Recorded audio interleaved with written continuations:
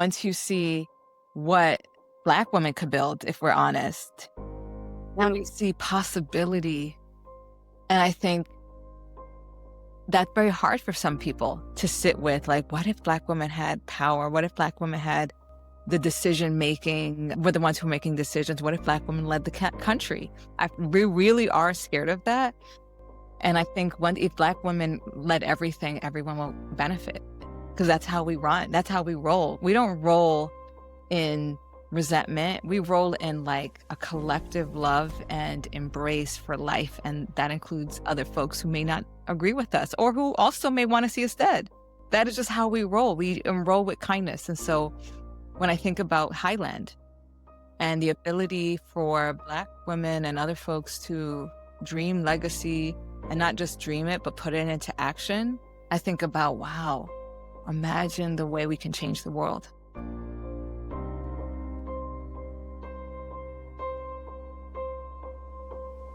I believe the next generation's emotional life is being shaped right now in the choices we make about how we teach, how we lead, how we hold young people when the world feels unstable. Dr. Dena Simmons has dedicated her life to that work. She is one of the clearest thinkers I know on emotional intelligence as a practice of justice.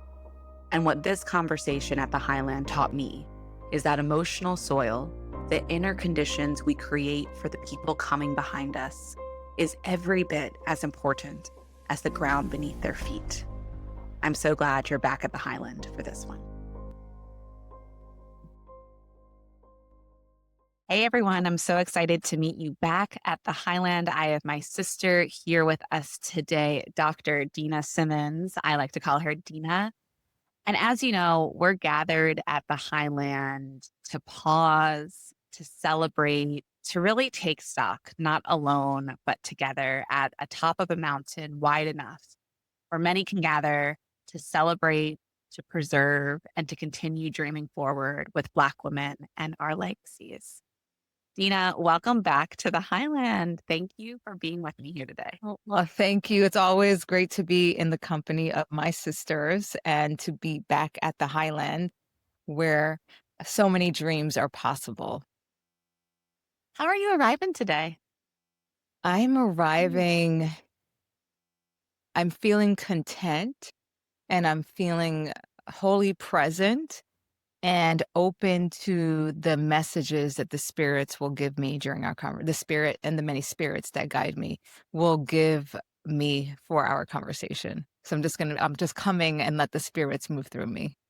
That's very Highland of you, because I think that often folks were always just like, there's just like the Highland way. Something strange like happens when we gather. And it is, I think, what you're naming of these like seen and unseen forces. And I think that's really legacy in action. We're going to dig into all of that. But you know how we begin each circle.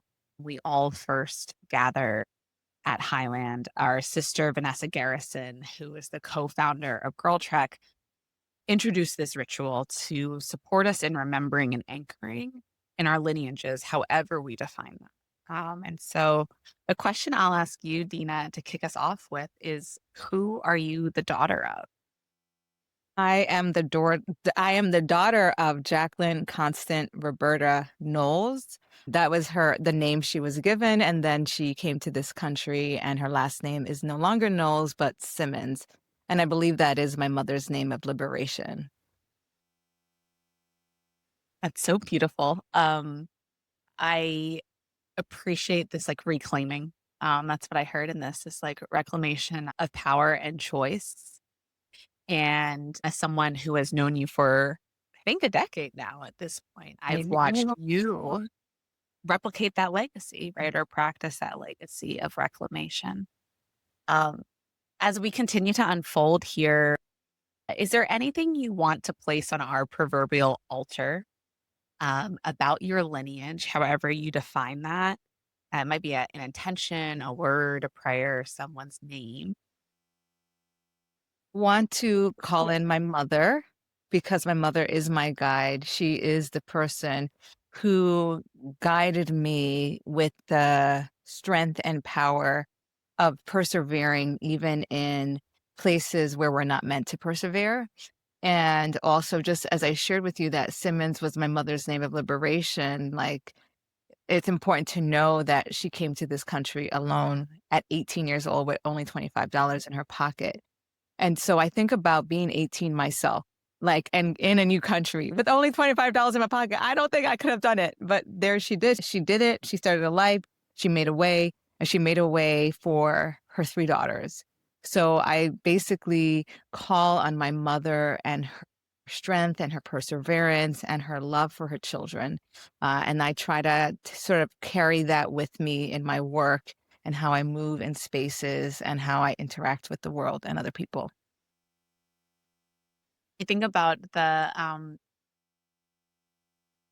your legacy as one that's tending the soil of our future, and I can't help but continue to call on your mom and how that, like, isn't a legacy by happenstance for you, right? That she came to this country to tend different soil, to tend soil that would bring in 3 incredible human beings to this world, right? And I think certainly in a time where it was very common that folks had to make a way seemingly out of no way. That was your 25 bucks, right? At her age of Yeah. 18, being alone. Yeah. And I think it's incredibly important to honor that and begin to name how your legacy is slightly taking a different path, right? Of cementing that maybe we don't have to keep making a Okay. Black women and humans. And so I want to unpack that, but I want to continue to first honor you and your wholeness. You have a legacy, yes, of tending the soil of the future. Um, and your work has consistently named what people can struggle to really articulate about how they're feeling, Mhm. especially inside education and leadership spaces. And so I want to just ask you, like, as you're continuing to arrive here, what feels most alive for you that you're bringing into this conversation? So, you know, I mean, I try to try to bring light with me everywhere I go. And I don't even think I have to try. If I could pat myself on the back, I do think I radiate light. And that light is an exuberance and excitement and appreciation for life. Every day is not a gift. And having the life that I've had, where my twin sister became chronically ill when I was 14 years old, and watching her suffer and have to fight through our healthcare system, and then becoming chronically ill myself in 2022, I know that each day is not promised. And so I sort of feel this appreciation, one, for being here today and having this conversation with you, but just like life itself. And so for me, that is something that I'm excited about, and that I get to decide how I live my life in ways that my mother didn't have the privilege to do. And so I'm sort of kind of that's what sits with me right now, and that's what I'm bringing to this conversation, that excitement for life, the exuberance, the sort of, uh, making a way out of no way, but because sometimes you have to, but also having the ability to choose whether that's how I wanna live. You named having two loved ones, your sister and yourself, right? Of experiences that deeply embedded into you the notion of live each day fully, wholly, joyfully. And I think that can be something that, like, we hear, we might say, like, that's cliche until we have an event or Yes. events or a human, right, that help us to apply context to it and embody it. I think about when you and I met a decade ago, we both enjoyed wellness and fitness, um, particularly in a, like, sweat culture, right? Yeah. Of, right, like, well, the At the people gym. sweat. Exactly, at the gym, and for everyone listening, Dean, I still enjoy that, but I think we've come a long way in articulating for ourselves what wellness really means, and I'm curious, like, what experience or experiences began to support you in stepping into a larger definition of wellness for yourself? I think, first of all, as a Black woman, I didn't even think about my mental health wellness, right? It was sort of like, you're strong. And as a result of being strong, you will get through this or you will figure it out. And that's how I moved in most of my life. And I never paused to feel like my emotions deeply enough. And when I say emotions, I would say particularly the uncomfortable emotions, the sadness, the depression, like all of those sort of heavy emotions. And so, when I was faculty at Yale University, I was bullied. And when you are being bullied, there is a lot of heaviness. And I pushed through until I couldn't push through anymore. So I think that sometimes it's the moments that cause pause, whether they be moments that you decide or moments that are decided for you. And so it was sort of the moments of feeling alone in my position, at a position that I worked my entire life to get to, first of all. Like I worked my entire life as like Black girl from the Bronx, raised by a single mother with an immigrant background, to end up at a place like Yale University, only to walk away from it. And when I walked away from Yale, I had to redefine what success meant for me. And doing that made me include and open and broaden my idea of wellness. It wasn't just going for walks and going to my local YMCA to the classes. It also included like meditating and going to yoga and seeking out a therapist to process everything I had experienced and endured that I shouldn't have had to, right? And so for me, it's been those types of moments that have contextualized everything that I have talked about. I mean, and also, when I think back to when I think back to it, I think in general, people think that Black little girls don't need emotional support. And I think about when I was 14 and Dana became sick, no one ever said, "Dina, how are you? Dina, do you need any support?" They just expected me to be a good student, and being a good student meant that I didn't cause any problems, and so I didn't. And so I swallowed my emotions, and I spent a lot of years swallowing my emotions, my difficult emotions, and pretending and performing until I couldn't do it anymore.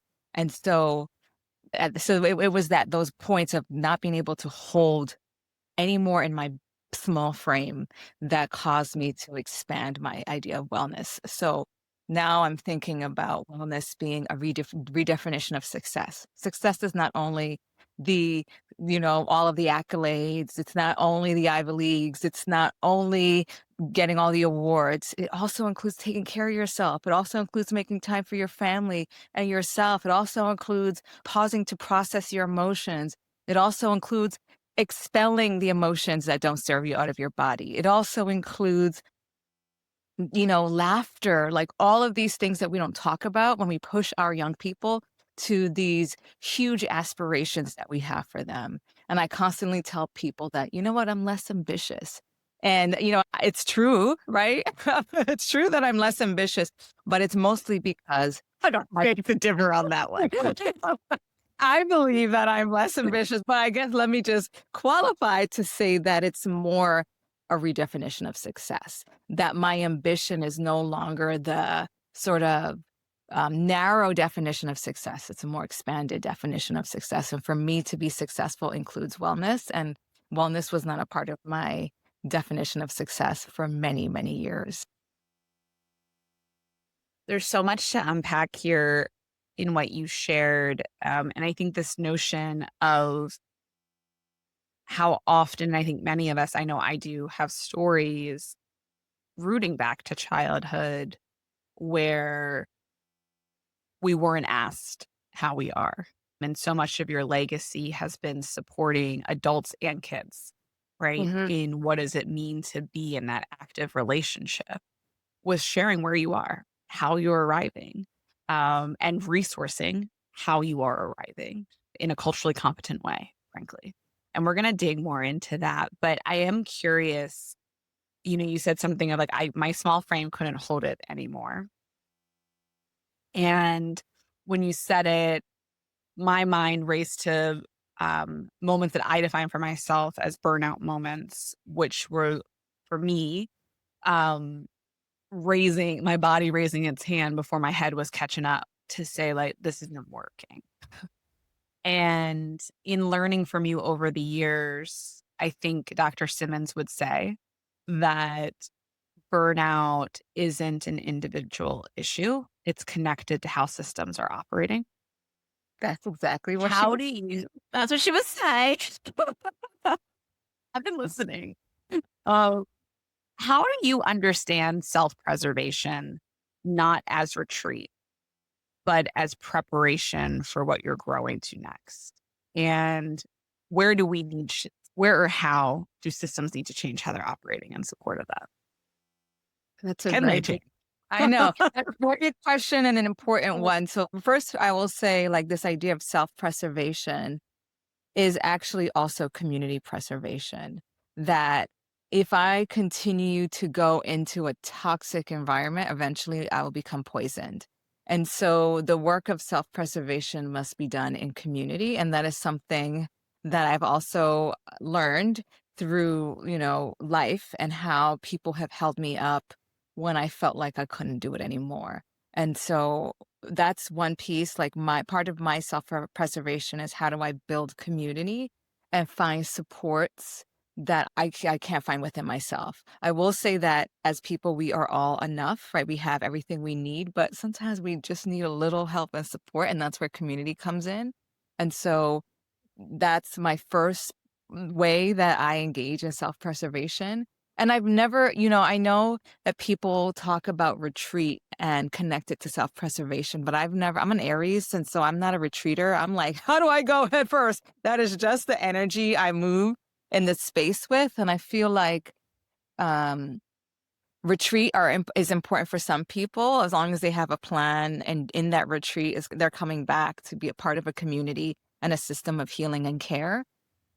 So that's I'm just not a retreater. I also finish what I start. So those are all things that are important to me as like a person. And I,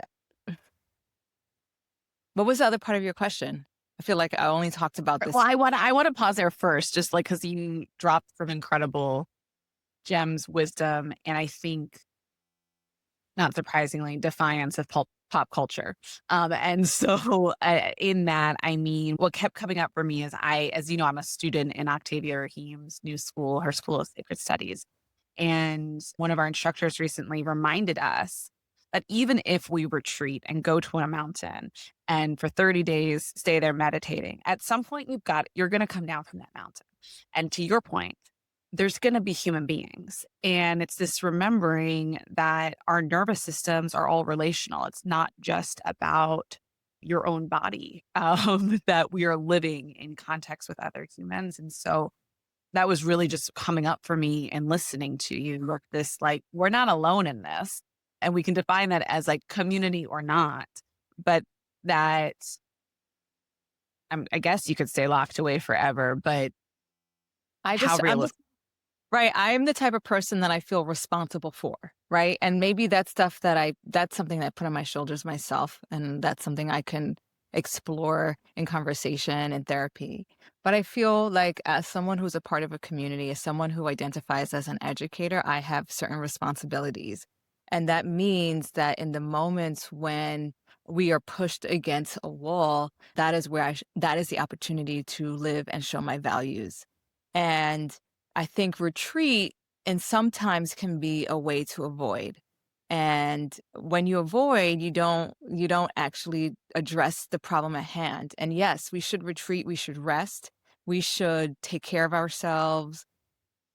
And in the process of doing what we need to do to build ourselves up, create a plan with others to address the problems looming right now at hand. And I think part of the idea of when we retreat or when we pause or when we're still, that is an opportunity for us to reflect on what works and what doesn't work and what we need, but also to look back. And what I've found is a lot of lessons by looking back into my life, but looking back into my mother's life, looking back into history and finding answers. Like, for example, we, as an organization, the organization that I started after leaving Yale is called LiberatED because we about that liberation life, right? Get, and I get that from my mother. Like, be free is From your very mama. from my mama. And so Liberate Ed, we center radical love, healing, and racial and social justice in education and social emotional learning to support the mental health and well-being of young people and educators. And the advice that I've gotten because of the moment that we're living in, the socio-political context was like, Dina, you need to whitewash everything you do, everything you stand for. And I made a leadership decision to say, no, I will not. I will not change language. I will not change how we do our work because you don't build trust that way. And I think part of the work of community is building trust, but also being reliable so that people know that Liberate Ed and me as a person continue to remain committed to racial and social justice, but also to being a soft landing place for myself and others. So you began to answer the second part of this question of if self and community preservation, right, are essential pillars of leadership, or if we consider those now to actually be part of the job description, right? That we have to be well, our communities have to be well. That's on our exit ticket, that's on our reviews. What what needs to shift? Can it shift in how systems are operating to really realize that vision? Right. I thank you so much for reminding me of the question. And I may forget it as I'm answering, but let's see what how Hey, the girl, spirit, hey, you know, what I'm let thinking me say this about. is not the question for you two today. You know what I'm thinking about when I think about shifting and like systems, I think about young people. I think about how we raise them. I think about how we educate them and how much power there is in that process of educating and raising children. And it's how we do that that's so important because how we do that is how we shift systems. So, what do you teach your children matters. It changes how systems run. So, like I said, I was a kid who was told, aspire to the highest, be the best, do all of these great things because that's what success is. It's the only way you, as a Black girl, could be successful. You're going to be a scholarship kid, right? So I had a very narrow definition of what was possible for me, and that was actually quite limiting. And so I think part of how we raise and support our young people is allowing them to understand that success is broader and that success must include self and community preservation and care. That the work of care should not only be self-focused, but it also must be like if you really truly enter a room, you should consider how do I support others in this room and how do I leave it better than I left, like I entered it. That's just like the ethos that I live by. How do I leave it better than I found it? Because there's a certain level of responsibility that one acquires when they ask themselves that question. How do I leave something better than I found it? Now I'm responsible for that. And when you have that level of responsibility, it shifts how you interact with the people in that community. It shifts what you value. It shifts what you do. And so that's one way that I would say you shift systems. But we also have to be able to name what's not working in the current systems, right? We have to be able to name it, but not just name it and problematize it, but start to think of solutions. Because I think the challenge that we have as a nation right now is that we are very clear about what the problems are and not very clear about what the solutions are. And so I think we need to return to what I call like church basement activism, where we're going back to community and building movements based on community needs. It doesn't have to be national. It could just be like your little block, right? Start small, and then that trickles down into a chain reaction. So returning to those church basement in person or like whatever those types of small revolutions are necessary to create change because they will trickle to larger change. So I want to really drill down over the next like 40 minutes or so on what really has gone into these powerful reflections, and I think powerful, um, deeply rooted legacy of what Liberated already has done and what it will do because of you. And it's all a culmination, right, of your context and lived experiences as a human. For folks who are just meeting you for the first time, you've worked in and outside of education. What's been a thread from my perspective is a centering of educators working alongside them truly, not top down, who are navigating immense pressure, responsibility, and care. Responsibility came up frequently in what you just named. You shared with us a decision point that you made in the last, let's call it two years, on not changing your words, not changing your strategy. And I'm curious, what's gone into supporting you in getting really clear on your core compass, your values, and how you're actually going to put them into practice?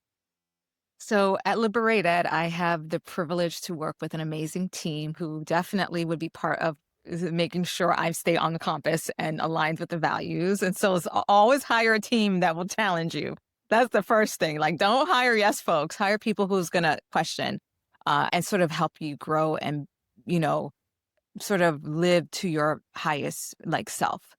So, and I also think that the communities that we co-create with teachers and with students also help keep me aligned with my values, aligned with LiberatED's mission and vision, and sort of the ethos that I live by. You know, the teachers who get to be in our program and who are working with young people every day, bringing what they're experiencing to our conversations at our LiberatED Educator Fellowship is just a great reminder of what's important and a great sort of validation of why we do the work the way we do it. That's also true with our youth leaders who are working in an affinity space of Black, Indigenous, students of color who are just at a young age exploring like their own sort of experiences with discrimination, what they're doing to sort of combat that, and then becoming like a support system for each other. And so usually what we do is we provide a container for educators and students to build community, but also to get what they need from the community. And that just sometimes people, you just need to convene them. You need to create that church basement atmosphere for those movements to happen. We just launched our Connecticut Fellowship January 28th. And the teachers were like, we don't want to get off. Like, we want to stay on this Zoom call. Actually, could we organize an informal gathering so that we can get together? And that's why. Like, you basically just give a spark and a seed and allow it to grow. But you need to obviously water it and provide the sun. And so at LiberatED, we try to provide those resources for the genius and gifts that already exist in educators and students, already exist in communities to flourish. And so when you allow for that flourishing to happen and put yourself out of it, it reminds you that the work is more important than you. And when you remind yourself that the work is more important than you can rest. And that's what facilitates rest is like knowing that you're a facilitator, but it's not just about you. And so I would say that Liberate Ed is what it is because of my colleagues and my community. And I happen to be the person who helped spark that, but it's not just me. And I'm curious, like, for folks listening, they might be thinking, wow, like, she is so convicted in this.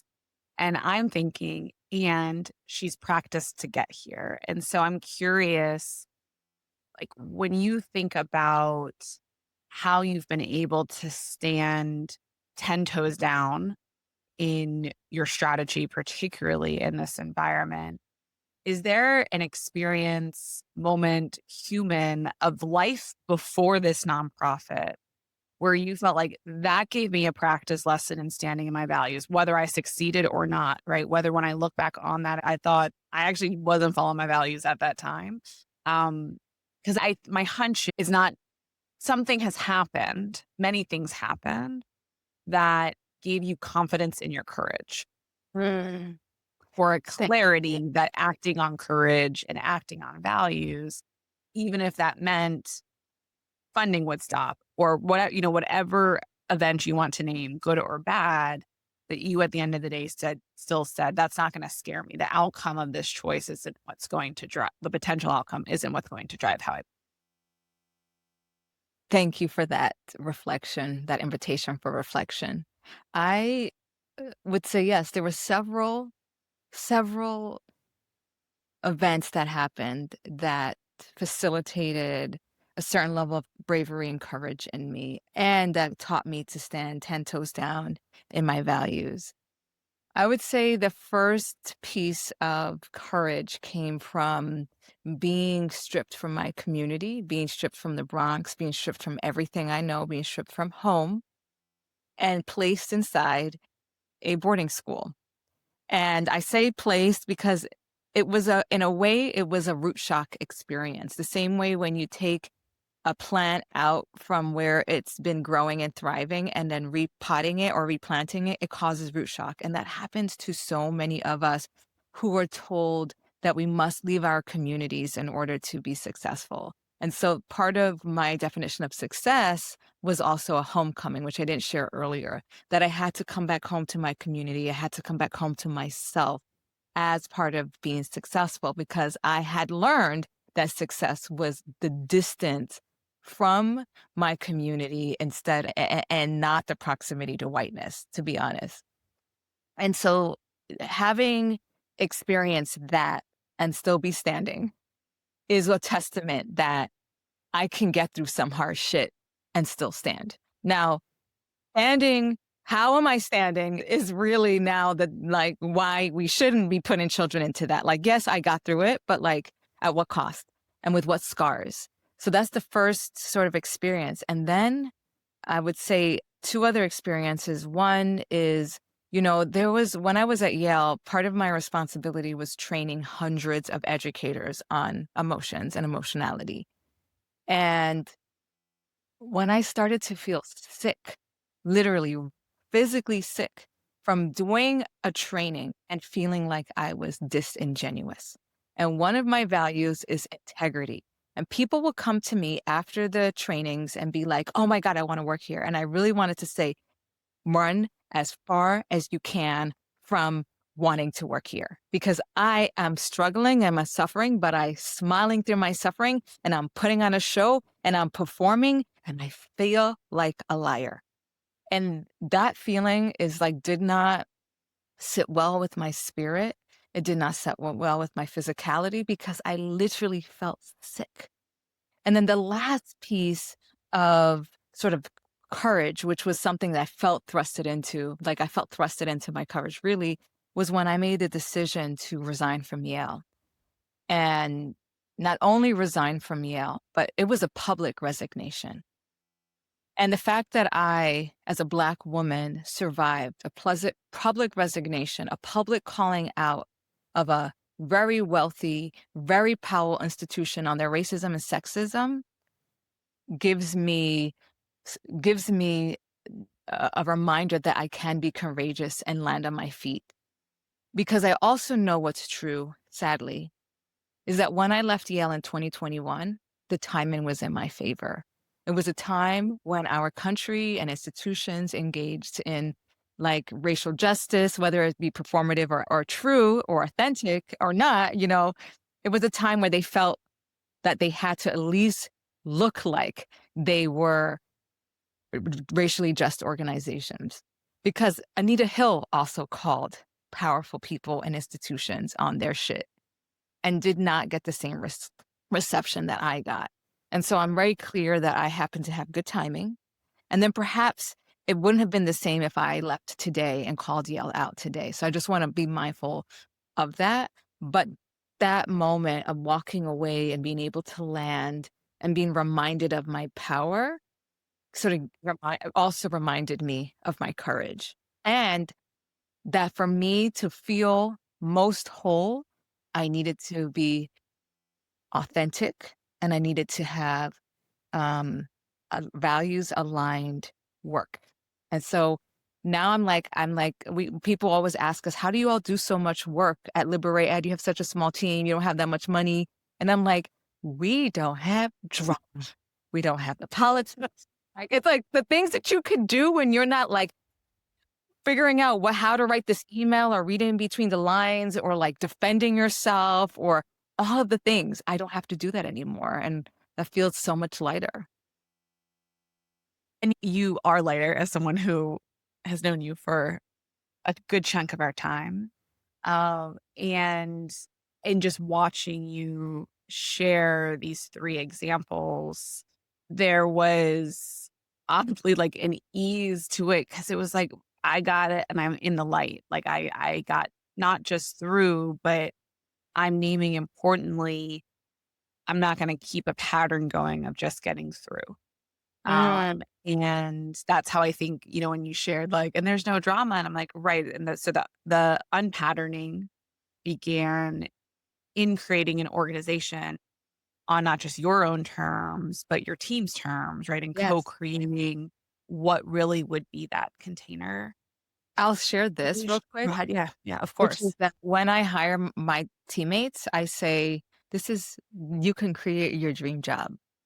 And so we do get to co-create our dream jobs. And that feels very exciting and liberating and like almost like not allowed in a way, but we get to do that and it's amazing. And honestly, I have to say that you also are a model for that as well.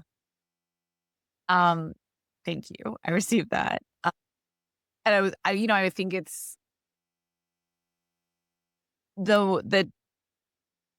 not just that it's uncertain times because always uncertainty. That's a constant. But these are obviously heavy, deeply concerning times on top of uncertainty.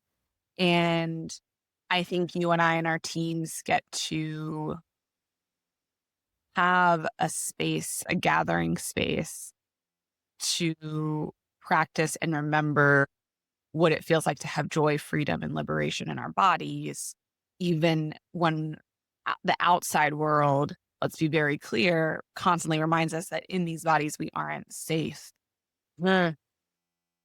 And so I think it's really important that while we live within this complex, racist, colonized system, that it's not lost on me that you and I met each other as intrapreneurs. We were not entrepreneurs. We were working how do we like from within systems create liberation. And for me, jury's still out of if I'll ever go back into a system. But I think what I've learned on the outside is something I can't unsee and unfeel about. Mm. Yeah. I mean, that is true. Like once you feel it and you know it and you experience it, this idea of freedom, this idea of creating something that is different, that hasn't been imagined before, it makes it very difficult to go into places that run on this is how we've always done things. And this is how we've always done things have never included or thought of Black people, indigenous people, queer people, Latinx people, you know what I mean? It's always only centered the status quo, the most powerful white folks, privileged folks. And so, like, once you see what Black women could build, if we're honest, and we see possibility, and I think that's very hard for some people to sit with. Like, what if Black women had power? What if Black women had the decision making, we're the ones who are making decisions. What if Black women led the country? We really are scared of that. And I think if Black women led everything, everyone will benefit because that's how we run. That's how we roll. We don't roll in resentment. We roll in like a collective love and embrace for life. And that includes other folks who may not agree with us or who also may want to see us dead. That is just how we roll. We roll with kindness. And so when I think about Highland and the ability for Black women and other folks to dream legacy and not just dream it, but put it into action, I think about, wow, imagine the way we can change the world, right? I agree. And like Right, you did it I right. had to write down what you said of like we roll with kindness. And, I was thinking as you said, I was like, we roll with care. And that has birthed this nation, to be clear, and birthed incredible innovations, but it can also be our Achilles heel. And I mean that in the sense that there's a particular cost to being humans that carry forward a legacy of care if we're operating in systems where it's not reciprocal. Mhm. And I'm curious how you tend to your own mental and emotional health to show up in integrity with caregiving, or care sharing, care creation. For a very long time, I didn't even consider myself. And something that you did earlier today during our conversation, you said, illness happened to your loved ones. And I was one of my loved ones. That's what you said. And I was like, oh my God, you're so right. I am a loved one. So part of that has just been that shift of like, I am included in the people that I care for. And so how I take care of myself is I just like physically my body. I take care of my body by doing at least 35 minutes of movement or exercise at least every day. It is prevention for all the illnesses and also, helps keep me at bay and helps also, even though it is for my physical body, we know that movement also helps us manage our emotions as well. And so movement is very important to me. And that could look like yoga. It could look like running up and down stairs. It could look like going for a run. It could look like going for a walk. It could look a myriad of ways, strength training, all those things. I also have started an acupuncture practice, and that has, allowed me to like open my mind about different healing modalities. I also go to therapy and process emotions that like have happened 5 years ago, like working those emotions out of my system because I think what happens is sometimes they get sticky, and when they're sticky, they fester as illness. And so trying to really be deliberate about working out that which doesn't serve me. I meditate. I have a meditation practice. I have a community meditation group where I meditate for an hour every Sunday at 8 p.m.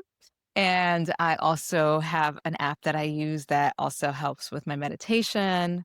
Sometimes at night I do yoga nidra to like help me sort of really focus on my connection to my body, because what I realized also what school does is school disconnects you from your body. And so you're like, I spent all day writing and I sat down all day. What happened to my body? So I like engaging in a practice of yoga nidra or like another practice where I'm doing a body scan when I'm meditating, just so that I can remember, oh, those are fingers. Oh, that's where there's tension right here on my shoulder. So just becoming more aware of my being, my physical being, but also our physicality does impact our emotionality. So I try also to be aware about how I'm interacting with myself. Like, am I saying kind things to myself? Am I being saying kind things about other people? And am I being kind to other people? I do think kindness is also part of my ethos, how I can be kind. And what has been important and shifted over the years is that I'm also kind to myself. And another piece of my care is incorporating moments of awe and wonder and joy in my life, like going to the museum or like, the other day someone was like, I got tickets to a jazz show. I was like, yes, yes, I'm going. So like really like carpe diem, like seizing the day and like, oh, so-and-so's in town. It's okay. I'll change my schedule and I'll go hang out. So like really being deliberate about building community, and not only building, but sustaining community, making sure I make time for my college friends, my Gabby, but like my Highland sisters, like I'm about to start like a Friday writing line because it's not a circle, it's just two of us, a writing line with Nina, who's in our class of Highland sisters. So just like I'm trying to think, I'm trying to take care of the many selves that I have, my emotional self, my physical self, my mental self, my spiritual self, my social self, the environmental. that the self is in. So those are the ways that I try to do that. And when I am whole, I am such a better person to everybody. So that's what I would say.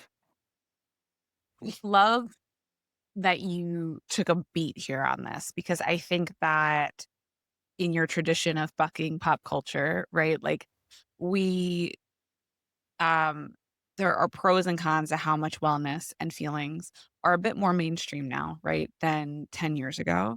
At least a conversation is happening, one might say, right? But it can also be one where it might quickly push us into a mainstream definition of wholeness that doesn't account for that we are in these black and brown bodies and that we know that this system doesn't keep us safe, want us to be safe. And so how we resource ourselves needs to probably look different and will look different than what mainstream society is saying. And I think that it's one in which what you've named are resources that speak to all of the parts of you, not just one, not just your physicality as an Mhm. example, right?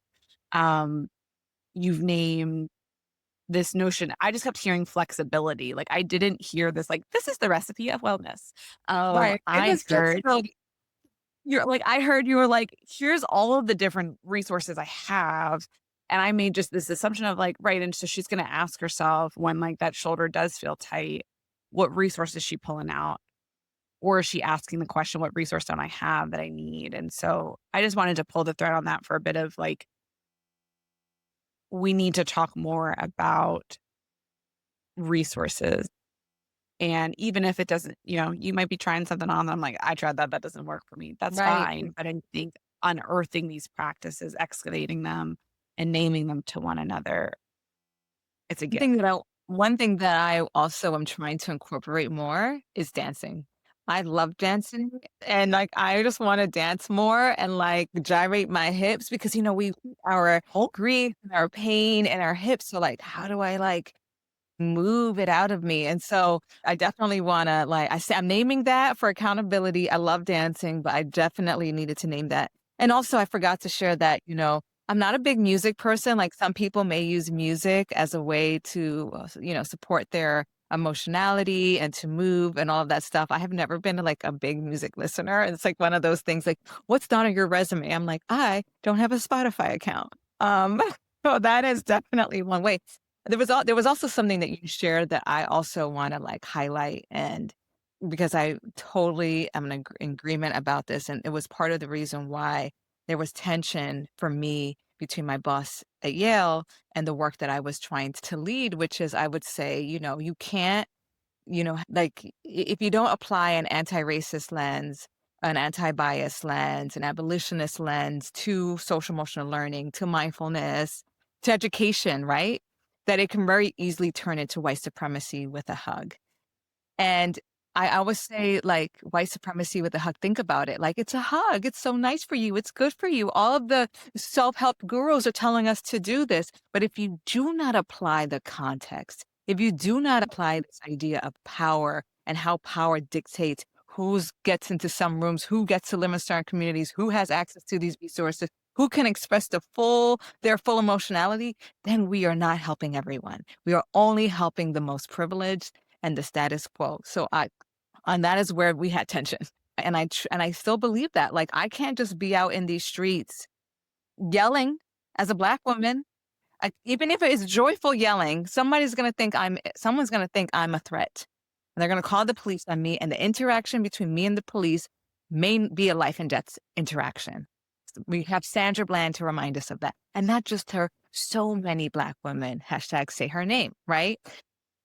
So that to me is like maybe there's some rage that, which I didn't talk about earlier, that there is rage that I experienced that also keep me 10 toes down and aligned with my values is because like rage because it was unfair, rage because it is not just. And how do I fight for a more just? Maybe it's not fighting, maybe it's resting, but how do I use that rage to propel my activism? So it's basically allowing myself instead of it to sway me down to sort of propel me. what you named reminds me of, um, when we first met in the first iteration of Gabby Dena Sisterhood, I definitely didn't have the language nor a set of lived experiences to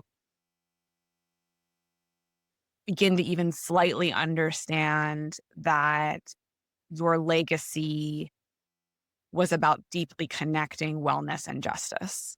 Mhm. And so I'm curious, and this came up a little bit in how what you shared about the tension between you and your boss. And just to be clear, you don't have to stay there in your response, but I'm curious, like what you notice gets lost about this connection between social and emotional well-being when it's separated from justice and liberation. Right. I think for many people, many like self-help gurus, many of my former colleagues, they are more committed to neutrality than they are to justice, than they are to collective healing. Because if you're committed to neutrality, we have to dissect like who usually asks for neutrality? Those in power, right? They're like, we don't want to ruffle any feathers, so we're going to be neutral. Neutral means that the people in power get to stay comfortable.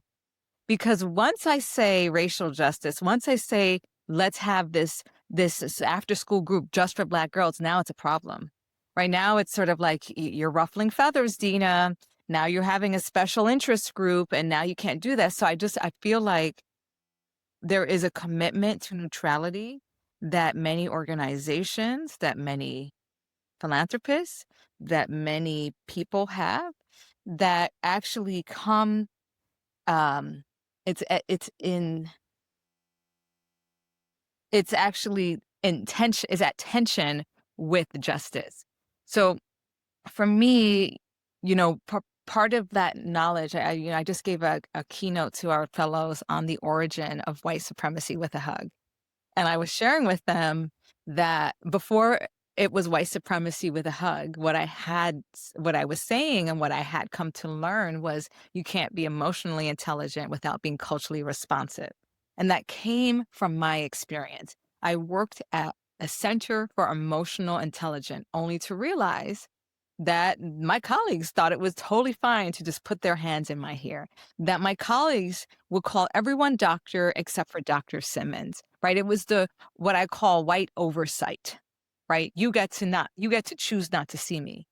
Or you're so used to ignoring my existence that you actually do not see me. You don't even when you recall who was in the room, you don't even remember that I'm in the room, right? It was sort of like this practice of this practice of just unseeing me and my existence.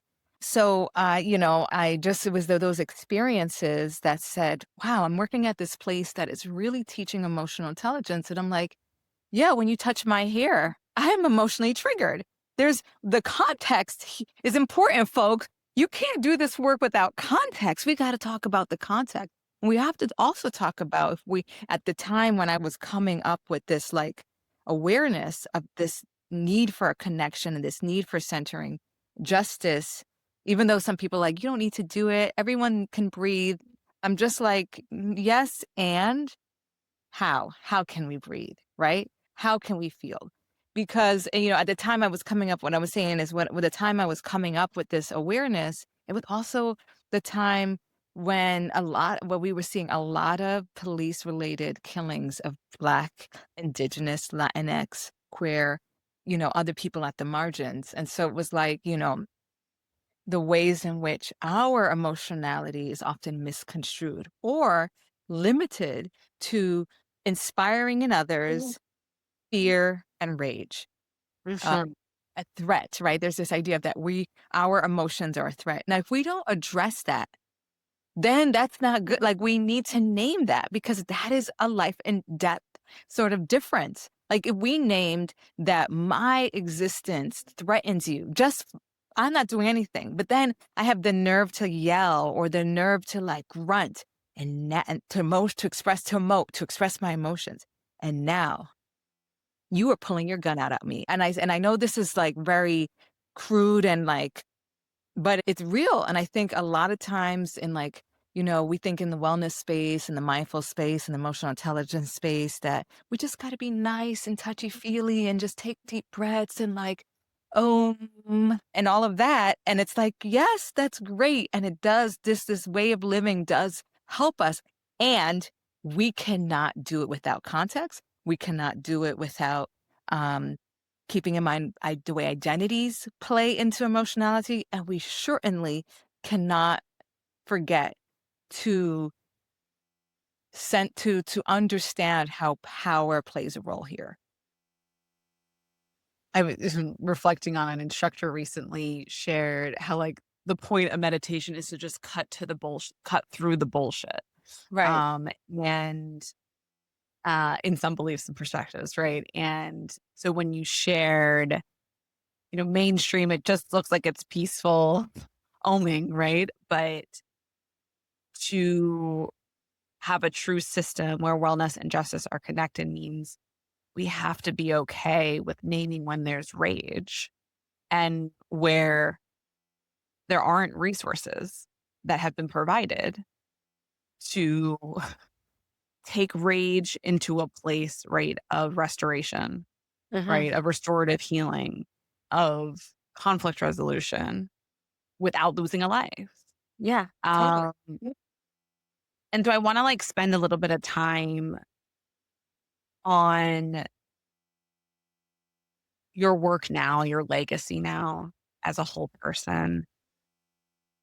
You and I have been talking a lot about care in this conversation, well before this conversation. You've always worked with humans who are carrying so much. And more specifically, I'm naming educators who are carrying so much. They're asked to, right? um, what does real care look like for them? Right? What does it look like for folks who are expected to care for all these other people? Mhm. Right. So that is a question that I have as well, which is why, with my Highland funds, I'm hoping to engage in a care study where I ask teachers, what do you need to feel cared for? And how are you currently being cared for? And what do you need in order to feel cared for? And then also asking that to students. And my hope is for also to sort of highlight and understand how we create an ecosystem of care and education. Because I think for much of what happens in education is it's done to teachers, it's done to students. And one of the things that we do differently at Liberate Ed is we ask questions. We are curious and we say, what do you need? How can we provide it? How can we be a resource? And we step back, we facilitate care, we facilitate community, but they're building it. And because we believe that the genius and gifts exist in the people with whom we work. And so that's why you asked me that question. And I am answering by saying I would have to ask those closest to the work, which is why I'm doing that as part of my Highland Legacy project. Uh, You know, so yeah, so that's how I'd answer that. A true instructor here, right? Not being facetious, but just to say, right? Like I heard two things in that response. I don't know. And I'm comfortable telling you I don't know. I might Have be an able to tell you idea. what would work for me, right? And you Yeah, have hunches, right? right, hunches, but I don't know. Exactly. And I heard the second of like, you got to go to the source. That's been consistent in this conversation, right? Whether that source is your own body and listening to it, right? And the source of community, who you're co-creating with. I'm curious about um, how you think about what will come out of that work. To my mind, I have my hunch that what you hear will go into co-designing a learning environment that continues to honor humanity over performance, frankly. Yes. But I'm curious how you think about that. Well, one of my questions as I think about like care is, and why that we want to talk to young people is that, teachers, we want to ask teachers how they're also caring for their students. So they may let's come up with a list of things that they're doing to care for their students. We might find that in that list they're creating like physical care, they're maybe doing academic care, but there's no emotional care, there's no social care, right? So we may find gaps in what teachers are providing in terms of care. And then we also might find, I don't know, but something I'm curious about is a discrepancy in how teachers are providing care and what students say they need for care. Actually, And I think that would be really interesting because in order for us to create an ecosystem of care in education, we need to ensure that we are providing people what they say they need and want. And on top of that, that that we have a very clear definition and action of care. What does it look like in practice? What does it feel like? Um, how is it how does it become built into how schools, into the fabric of schools and how schools run? Not just like a check in the box, which I think it happens a lot. Like, oh, we did a mental health check-in today. We did a social emotional learning, gathering today. But, like I said, those practices matter most when we are pushed against a wall, right? And so we have to, we have to like right now, I think our entire education system feels like they're pushed against a wall, right? Because we have to name that there are students who are not coming to school because they are scared. And there are parents who are not dropping their children off at school because they are scared, because ICE raids are real. ICE raids are snatching and people from the streets and separating families. Is this the first time this has happened in our country? Absolutely not. It is a history of our country. We did it when it's with enslaved families too. So, and it was happening in other administrations. So I think, again, naming what needs to be named is also part of care because you need to understand the problem, the source of the problem in order to solve the problem. And I think we just need to pause and ask and listen, but not just stop to listen, but then do something about what you listen to. And I think a lot of times we see that we erode trust because we ask a lot of questions in education. People fill out a lot of surveys, and then you never know what happens you're with not. that Yep. information. So, like for us, we, like you said, and I appreciate you trust that we want to take what we learn and build it into our work and how we engage with each other and other people. Dena, as you think about the future, I'm going to say of wellness and justice, particularly within education systems, what feels essential to preserve or protect, even as the landscape continues to shift? I think what is important to preserve and protect is my humanity and everyone else's humanity in this work because I think what can happen with wellness is it becomes very robotic. The same way a lot of it can become very check the box, and we have to like you need a certain level of Rigid. awareness. Like how you can't be so rigid. Like you have to be flexible. But even when you're practicing yoga, if you're not engaging your core, you can hurt yourself, right? You need to have always an awareness of what is happening in your body, but around you in order to protect yourself and other people. So for me, I would definitely want to see that people get to stay connected to themselves, to their humanity, to their cultures. Because every culture has their own healing methodologies and practices. And one of the most insulting things that anyone could do is tell me, no, that's not the way you heal. This is the way you heal. Right. And so to me, allow me to make the decision and to decide what is healing for me. That's what I want in terms of wellness. Let me decide what feels well, what allows me to feel whole. Don't tell me, don't top down that, don't shut me out, don't disregard what I already know about what I need. And so I would say that part of that justice work is ensuring that people get to decide and they still have agency about what healing and wellness means to them. Well said. Well said. Gonna Well, I'm a little, for once on this thing, speechless, because I am sitting in this notion and the thread in this conversation when we reference mainstream or reference pop culture, what you're like kind of my little mind is blown at the moment is this notion of oh, why I'm going like this to that, why I'm putting my hand down and saying, no, no, there's tension is because they're telling me how to feel in my body.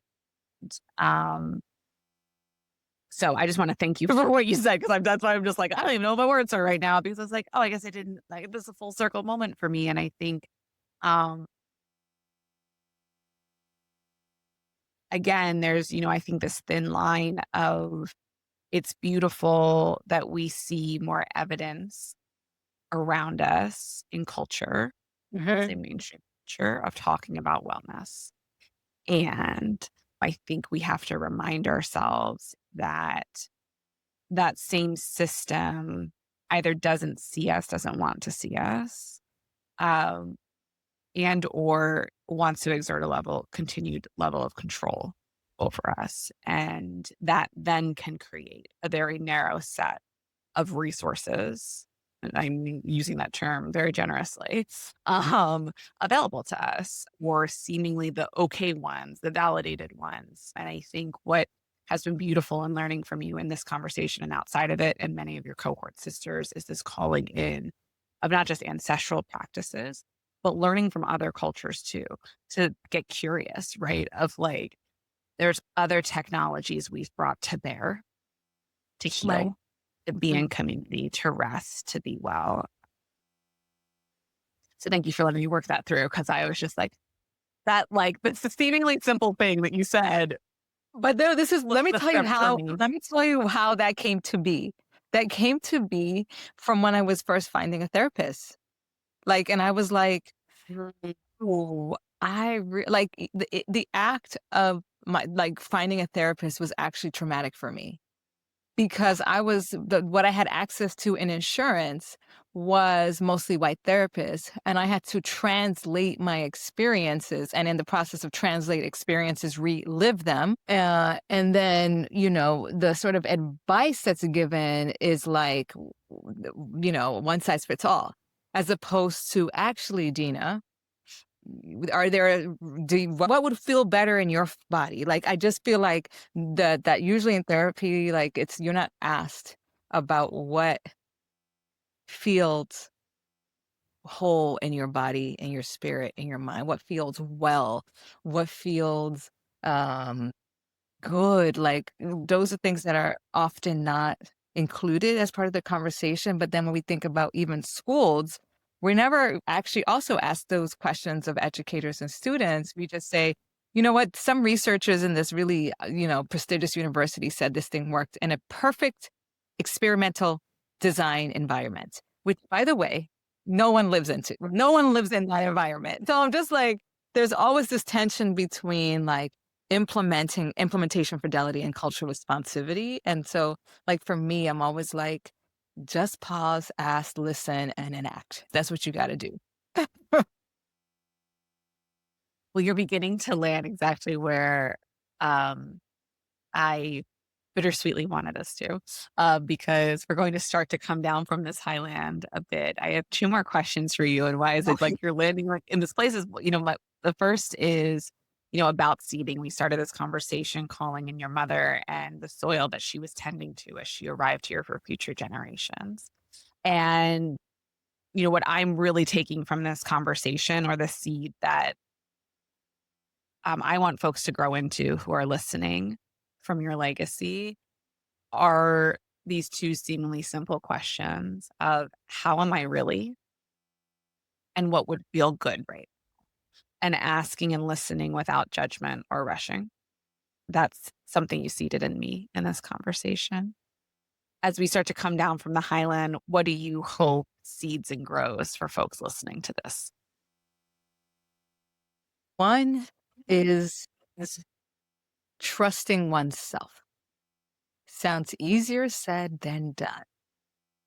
And there are moments that even after years of living on this earth that you will question yourself. And then it's okay to question ourselves, but just I think we need to trust that we have the capacity to care for ourselves, that we have the capacity to care for other people. We have to trust that our bodies will tell us when it needs something, but we need to listen and we need to pause and we need to be still and we need to trust that we will take care of whatever it is that's out of whack when we discover it. I think that is key, like, and then part of that is the listening piece, right? Listening to yourself, listening to your body. Your body will tell you. Also, I would say to folks, like, stay on top of your care, which includes getting checkups. Like, stay on top of that, especially Black women. We are so go, go, go that we put ourselves second. Like, stay on top of your care. The best way to beat anything is to beat it early. Um, the third thing is that we can't do anything alone, and that, we are, as a nation, experiencing a loneliness epidemic, and, we can't, as Black folk, we can't afford to be alone. Like, I always say power in numbers. For real, power in numbers, y'all. Like, build your community, get your neighbor's number, take in packages when the mailmen or the mail people, mail women, anybody drops off the mail, because that is how you build community, is like you show up for people. So, and then that brings me to my fourth piece, which is like you can't build community without showing up for people. But part of showing up for people is also showing up for yourself so that you can show up for people. And then the last piece is to understand the power of love. And that's why, part of the mission statement, part of our mission and vision statement has radical love as part of our work, that love is our direction, love is our North Star.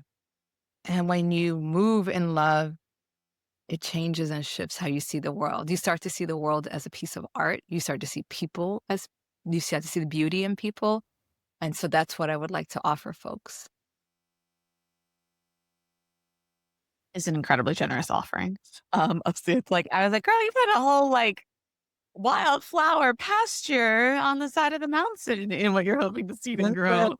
Hope, my hope is what wakes me up every morning.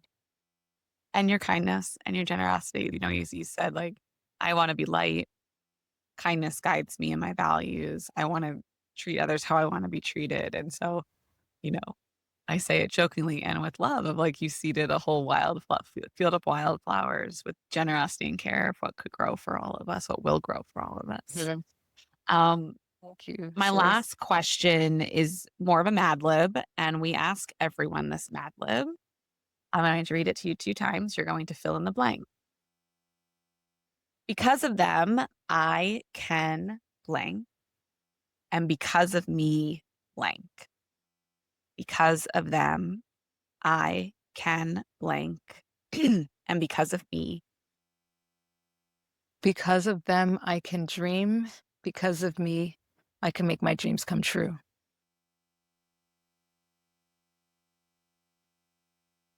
So it is. And so it is, Ashe. Okay. It's an honor to gather at the Highland with you in this way, in a way that shines a light on what it means to have the courage first to ask yourself, how am I really doing? To have the courage to listen to it, to resource it over coping and hiding in a corner, and praying that something changes on the other side. Um, you sit in a role in a set of lived experiences where I've watched it be extractive and asking of you, to help others see and understand why wellness and justice are inextricably linked, and why they're inextricably linked to abundant choice and opportunity for all. And so I hope and I pray that you felt held in this conversation.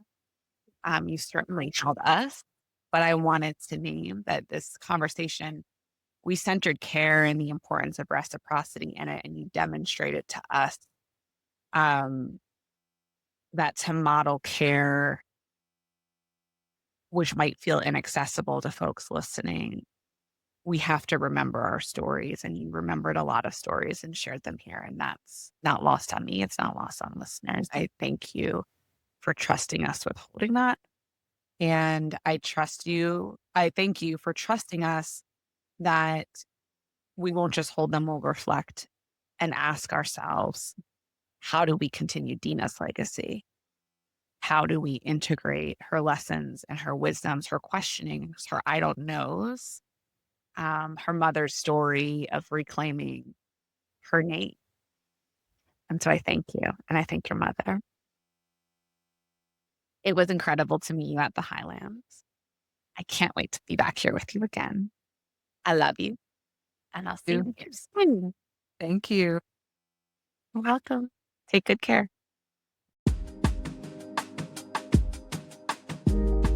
Thank you for meeting us at the Highland today. A space where our legacies matter, our dreams are celebrated, and our voices are amplified. Stay connected with us by using #MeetMeAtTheHighland and share your own stories of legacy and leadership. Until next time, keep dreaming, keep leading, and keep building. And meet me. Meet me back at the Highland.